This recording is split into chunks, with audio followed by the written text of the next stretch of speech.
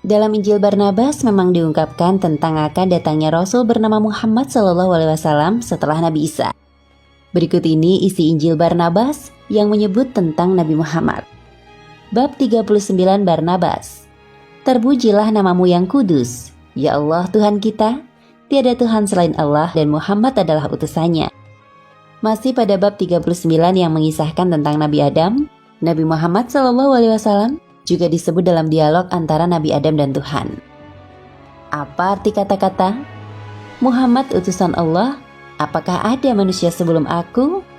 Bab 41 Barnabas. Atas perintah Allah, Mikael mengusir Adam dan Hawa dari syurga. Kemudian Adam keluar dan berbalik melihat tulisan pada pintu syurga. Tidak ada Tuhan selain Allah dan Muhammad adalah Rasul Allah. Sebuah naskah kuno telah ditemukan di atas jenazahnya dalam sebuah kuburan di Pulau Siprus pada tahun keempat Maharaja Zeno atau 478 sesudah Masehi. Naskah tersebut berisikan satu salinan Injil yang berada di atas dada jenazahnya.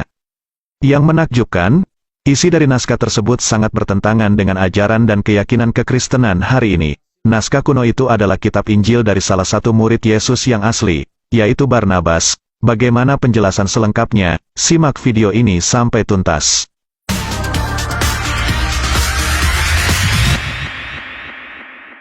Injil Barnabas adalah sebuah Injil yang ditulis pada abad pertengahan akhir dan dikaitkan dengan murid Kristen mula-mula. Barnabas, yang dalam karya ini, adalah salah satu dari para Rasul Yesus.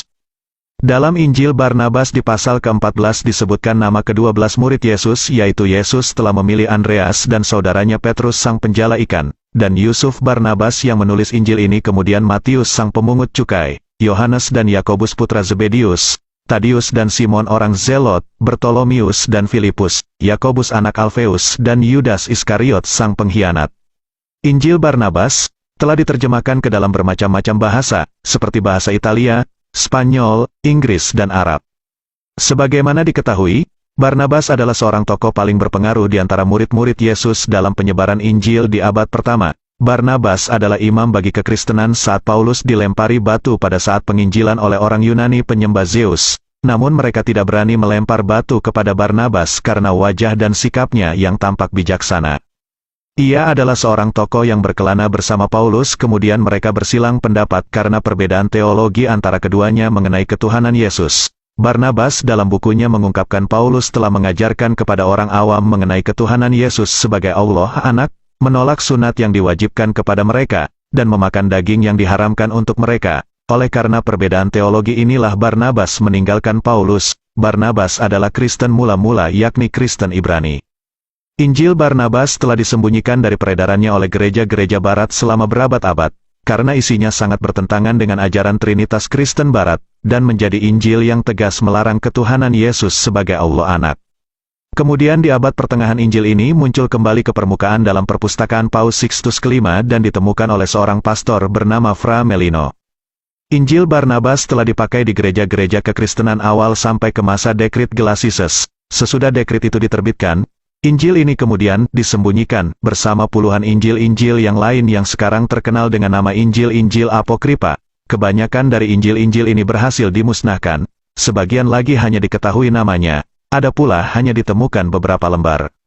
Satu naskah Injil Barnabas yang berhasil lolos dari pemusnahan ialah naskah yang dipegang oleh Pastor Fra Melino yang tersebut di atas, sekarang berada di National Bibliothèque, Wina. Dari naskah yang menarik inilah telah dibuat terjemahan-terjemahan. Di antaranya terjemahan bahasa Arab oleh seorang Kristen terkemuka Dr. Halil Saadah. Ia sangat berhati-hati dalam menerjemahkan Injil kuno ini, malah terkadang-kadang ia terjemahkan secara harafiah. Injil Barnabas adalah Injil tulisan asli Barnabas murid Yesus, dan bukanlah surat Barnabas yang dikenal kekristenan hari ini. Karena Injil Barnabas adalah sebuah kitab Injil yang lengkap, maka isinya adalah naskah narasi biografi Yesus dari kelahiran sampai penyaliban yang isinya lebih lengkap daripada Injil kanonik yang 4. Salah satu kitab Injil Barnabas yang original telah ditemukan kembali setelah sempat dihilangkan dan disembunyikan pihak gereja Kristen di Turki selama 12 tahun. Di dalam bangunan gereja Kristen tidak sengaja buku ini ditemukan oleh polisi Turki saat sedang melakukan razia penyelundupan barang-barang. Injil ini ditemukan kembali di sebuah lemari besi di gedung itu dalam keadaan berantakan dan tidak terawat pada Februari tahun 2012. dengan bentuk kitab kuno tulisan tangan asli bertinta warna emas dari era 1500 tahun yang lalu. Polisi menyerahkan temuan itu kepada pihak museum. Pihak peneliti telah menghitung dengan karbon dan ditemukan Injil Barnabas telah berusia 1500 tahun dan isinya mengajarkan doktrin kekristenan yang berbeda dengan doktrin kekristenan karya keselamatan dan Putra Allah yang diajarkan dalam Bible kanonik. Dalam Injil Barnabas diajarkan Yesus tidak sedang mengorbankan dirinya sendiri, karena menurut Barnabas mengkorbankan darah manusia adalah terlarang dan bukanlah bagian dari ajaran Yahudi yang diperbolehkan.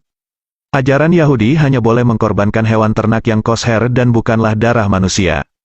Isi dari Injil Barnabas literasinya sebagian besar sama dengan keempat Injil kanonik yang sudah disatukan dan isinya lebih lengkap, dengan alur cerita yang lebih jelas tidak terpotong-potong seperti dalam Bible kanonik mengenai pelayanan Yesus. Dalam Injil Barnabas banyak hal yang serasi dari tulisannya yang ada pada Injil kanonik.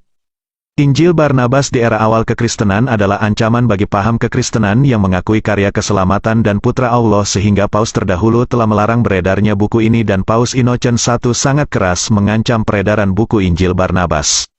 Banyak dari mereka yang mengikuti pengajaran Injil Barnabas terbunuh dan buku-bukunya dibakar dan dirusak karena mereka meyakini keimanan Kristen melalui pengajaran Injil Barnabas yang menolak karya keselamatan dan korban darah manusia yang diajarkan Paulus. Beberapa pihak yang telah meneliti isinya, menganggap buku ini memiliki pandangan dari sisi lain terhadap sosok Yesus.